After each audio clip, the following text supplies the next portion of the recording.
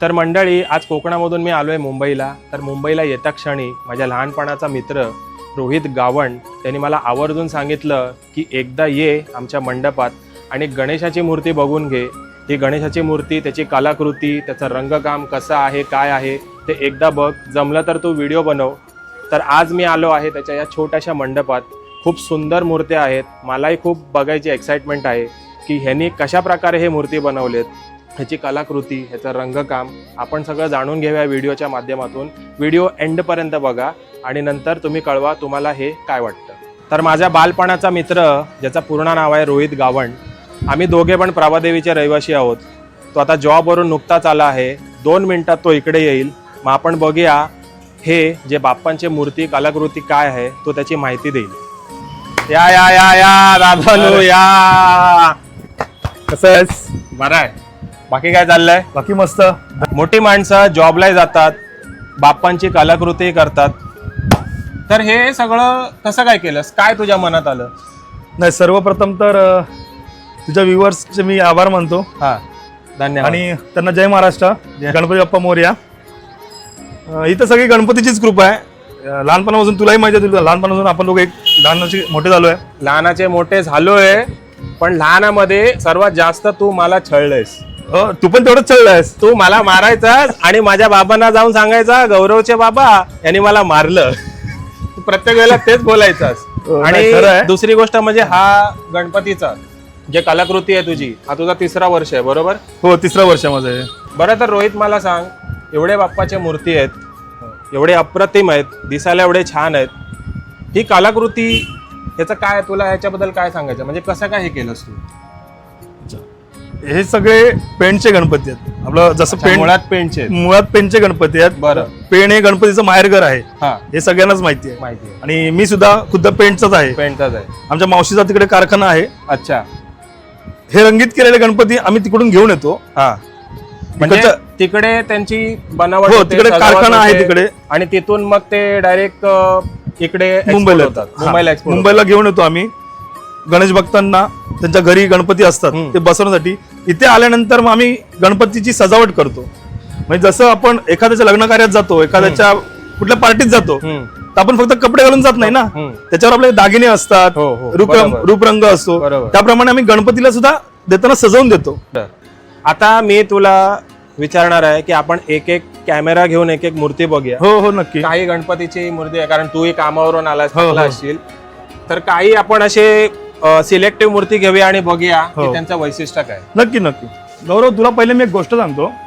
गणपती बाप्पा, हे गणपती बाप्पा ना आपल्या समाजामध्ये ना 2 प्रकारे हे करतात. एक देता घेता असतो आणि एक पावणा गणपती असतो. म्हणजे जसं आपण एखाद्या पाहुण्याच्या घरी जातो, पाहुण्यासारखे बसतो, तशी एक गणपतीची बैठक असते. आणि एक देता घेता म्हणजे प्रसाद घ्यायचा आणि आशीर्वाद द्यायचा, अशा 2 बैठकीमध्ये गणपती आपल्याकडे आहेत. तर बाबांनो, हा एक बाप्पा बघा, 1.5 फुटाचा बाप्पा आहे. ह्याला मैसुरी बैठक म्हणतात. मैसुरी बैठक मध्ये बसलेला चौरंगावर आहे. आणि हे सगळं डायमंड वर्क हे आपण या कारखान्यातच केलेलं आहे.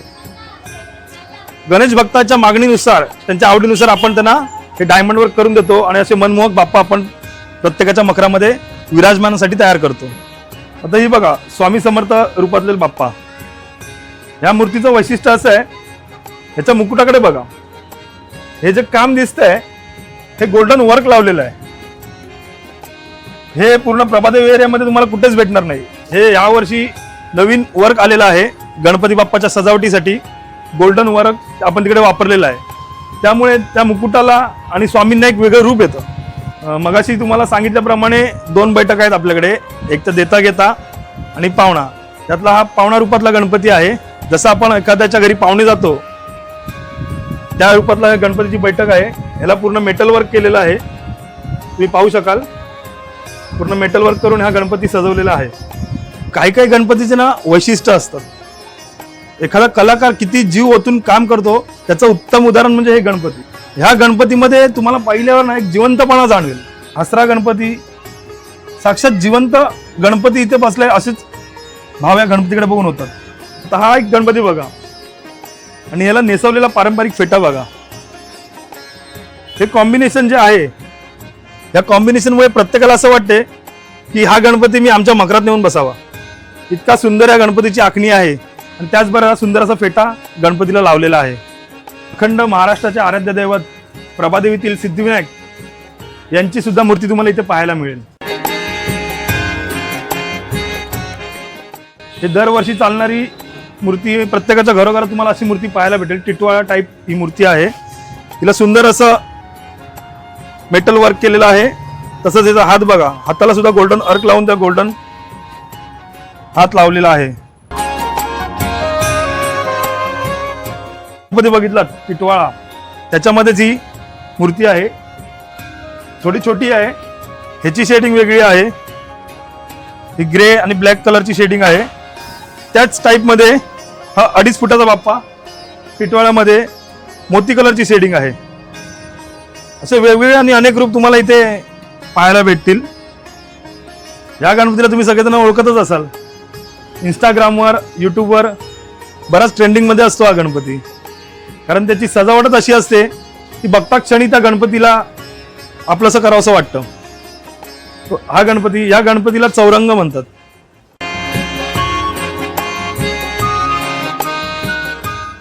हा माझ्याकडील सगळ्यात मोठा गणपती आहे, 3.5 फुटाचा. आणि हा बाप्पा कुठल्या सार्वजनिक मंडळाचा नसून हा घरगुती बाप्पा बसवणार आहेत. हा एक बाप्पा बघा, मुषकावर स्वार झालेले आहेत. बालमूर्ती आहे. जसं मगाशी बोलल्याप्रमाणे पावणा गणपती, तसा हा राजा बैठकीतला पावणा गणपती. तसेच पुण्यातील सुप्रसिद्ध असे दगडूशेठ हलवाई गणपती, त्या गणपतीचं सुद्धा इथे सुंदर असं रेखाटन तुम्हाला इथे बघायला मिळेल. हा एक बाप्पा बघा, राजस्थानी फेटा आहे, धोतर आहे आणि शेला आहे. आता जे तुम्ही बघितलात तर डायमंड वर्क बघितलात, मेटल वर्क बघितलात. तुम्हाला मी फेटावाला गणपती दाखवला, धोतर नेसलेला, पगडी घातलेले गणपती दाखवले. खरं तर मंडळी, रोहितने ह्या सर्व गणपतीची जी प्रकारे वैशिष्ट्य सांगितली, तर रोहित मला सांग, ह्या सगळ्याची आवड तुला म्हणजे कुठे शिकलास? म्हणजे काय क्लासेस लावलेस का काय केलंस? नाही, असे काही क्लासेस नसतात. मुळात म्हणजे मला लहानपणापासून याची आवड होती. ते मला माहिती आहे. तुला गणपती बाप्पा म्हटल्यावर तुम्हाला खेचून घेऊन जायचं तुला, तर तुला आवड होती. मग हे कलाकृती शिकण्याचं म्हणजे तुझं काय रहस्य काय? लहानपणापासून आवड असल्यामुळे त्याचं रूपांतर कलेमध्ये झालं. हा, हे मी युट्यूब, इंस्टाग्राम जे व्हिडिओ देतात हाऊ टू मेक गणपती वगैरे कसं बनवायचं, बघून तू शिकलास. गणपतीला धोतर कसं नेसवायचं, गणपतीला फेटा कसा घालायचा, डायमंड वर्क कसे करायचे, हे मी बघितलं. म्हणजे कच्ची मूर्ती आणली, ज्याच्यावर मी ट्राय करत सवय लावून घेतली मी माझ्या स्वतःला. बरं, हे आता मंडप बाप्पाचा तू तुझ्या हिमतीवर जे काय केलं? नाही, माझ्या हिमतीवर मी असं बोलणार नाही, कारण ह्याला माझ्या परिवाराची आहे. माझी आई सुद्धा आहे इथे, माझी बहीण आहे. मला ह्याच्या आईला, म्हणजे माझ्याच आईला इंट्रोड्यूस करायचंय. मी माझ्या आईला बोलवतो. ही आमची आई आहे. तर आईने सुद्धा ह्या सगळ्या गोष्टीसाठी बराच योगदान दिलंय. आई, आता मी मालवणीत बोलतो हा, तुला उत्तर द्यावं लागेल. तो जो झील एवढ्या मोठ्या आबाळा, तो त्याचे हात पोचतायत, एवढ्या मोठ्या शिखरावर जातोय हळूहळू का होईना, तुका काय वाटतं? तो हा चांगला काम करतो, चांगला काम करतोय. अभिमान आहे मला. हा, तो चांगला काम करतो म्हणून आम्ही त्याला साथ देतोय. त्याची बहीण, माझा जावई, मी, अख्खी फॅमिली आम्ही वाईफ जॉबला जातो, पण आम्ही सांभाळतो. तो रात्री 12-12 वाजेपर्यंत असतो, सांभाळतो. तो चांगला काम करतोय म्हणून त्याला आम्ही साथ देतोय. आणि मला त्याचा अभिमान पण आहे. त्याला त्याची इच्छा होती भरपूर की मला हे करायचंय, पण थोडं अडचणीमुळे त्याला तेव्हा करता नाही आलं. पण आता त्याने पाऊल उचललं. तर गणपती बाप्पाला बोलतो की त्याला यश दे आणि असंच त्याला माझ्या परिवाराला मोठं कर, सगळ्यांना यश दे. तर आईने आपले विचार सांगितलेत. आता काही चिमुकले आहेत आपल्या बरोबर. ते चिमुकले सांगतात आम्हाला की आम्हाला व्हिडिओमध्ये यायचंय, त्यांना काहीतरी सांगायचंय, त्यांना काहीतरी बोलायचंय. तर मी त्यांनाही बोलवतो. तर मला तुम्हाला सगळ्यांना अजून एक गोष्ट दाखवायची आहे. ही माझी मोठी मुलगी सान्वी, हे माझं छोटं पिल्लू मिश्का, आणि ही माझी भाची प्रिशा. यांना सुद्धा खूप गणपतीची आवड आहे आणि यासाठी या मला मदत करायला नेहमी सारख्या येत असतात. तर त्यांनाही काहीतरी तुमच्याशी बोलायचं आहे. तुमच्या वतीने मी त्यांना एक प्रश्न विचारतो. बाबू, मला सांग, गणपती बाप्पाला एलिफंटचा फेस कसा आला? जेव्हा माता पार्वती असतात ना त्यांना आंघोळीला जायचं असतं, पण त्यांचं रक्षण करायला कोण नसतं. तर ते गणपती बाप्पांना सांगतात की तू गेटच्या इथे उभं राहून माझी रक्षण कर. तर जेव्हा ते दरवाजाच्या इथे उभे असतात तेव्हा महादेवजी येतात. त्यांना माहिती नसतं की ते त्यांचं पुत्र आहे ते. तर ते बोलतात की मला घरात जाऊ दे, पण गणपती बाप्पा त्यांना अलाउड नाही करत. त्याच्यामध्ये थोडंसं असं हे होतं, आपलं वॉर होतं, युद्ध होतं थोडंसं. तर त्याच्यामध्ये महादेवजी त्यांना श्राप देतात आणि त्यांचं फेस असतं ते त्यांच्या शरीरापासून वेगळं करतात. जेव्हा माता पार्वती येतात अंघोळीवरनं परत येतात तेव्हा ते बघतात आणि ते रागावतात आणि ते माता कालिकाचे रूप घेतात. तेव्हा सगळीजणं घाबरतात आणि महादेवजी त्या माता पार्वती बोलतात की आपलंच पुत्र आहे. तेव्हा महादेवजी त्यांच्या दूतांना सांगतात की जावा, ज्यांचं पण पहिलं तुम्हाला जो पण भेटेल त्याचं फेस आणा. तेव्हा ते लोक जेव्हा जातात तेव्हा जंगलात त्यांना एक भुकेला हत्ती भेटतो. तो खूप असा रागावत असतो. तर ते त्यांचं फेस कट करून नेतात. तेव्हा महादेवजी गणपतीला तो फेस लावतात आणि त्यांच्या शक्तीने तो गणपतीला परत आणतात. ही माझी बायको स्वाती गावंड. जेव्हा मी कामावर असतो, जेव्हा मी कुठे दुसरीकडे बिझी असतो, तर माझे भाऊजी, माझी बहीण, तसेच माझी बायको, हे सुद्धा आम्ही सगळे एकत्र मिळून ह्या गणेश सेवेला आम्हाला मदतीला असतात. तर मला तिला तुमच्या वतीने तिला प्रश्न विचारायचा आहे. ही जी आपण गणेश सेवा करतो ह्याच्याबद्दल तुझं मत काय आहे? तुला कशा प्रकारे आनंद भेटतो याच्यामध्ये? आनंद असं काय की हे गणपती जे आहेत ते आपलं मायेचं प्रतीक आहे, प्रेमाचं प्रतीक आहे देव म्हणजे. आणि आपण जी सेवा करतो, तुम्ही जे करता डायमंड वर्क वगैरे, तेच खूप छान पद्धतीने करतात आणि त्याच्यामुळे देव अजून प्रसन्न वाटतात, अट्रॅक्टिव्ह वाटतात. आणि आम्ही खूप सहकुटुंब हे सगळं करतो आहे आम्ही. आणि ह्यांचा खूप मोठा वाटा आहे. डायमंड वर्क किंवा गणपतीचं लूक थोडं चेंज करणं, धोतर नेसवणं, फेटा नेसवणं. तर तुम्ही एकदा अवश्य या आणि आमच्या कारखान्याला भेट द्या. खूप छान छान मूर्ती आहेत इथे, एकदा अवश्य येऊन भेट द्या तुम्ही. तर मंडळी, हे अशा प्रकारे होतं.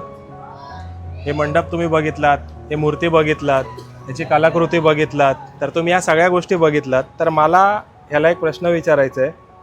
बाबा, तू लहानपणामध्ये एवढ्या माझी छेड काढायचास, माझा टिफिन बॉक्स खायचास, घरी येऊन सांगायचास की गौरवचे बाबा यांनी मला मारलं, पण तू मलाच मारायचास.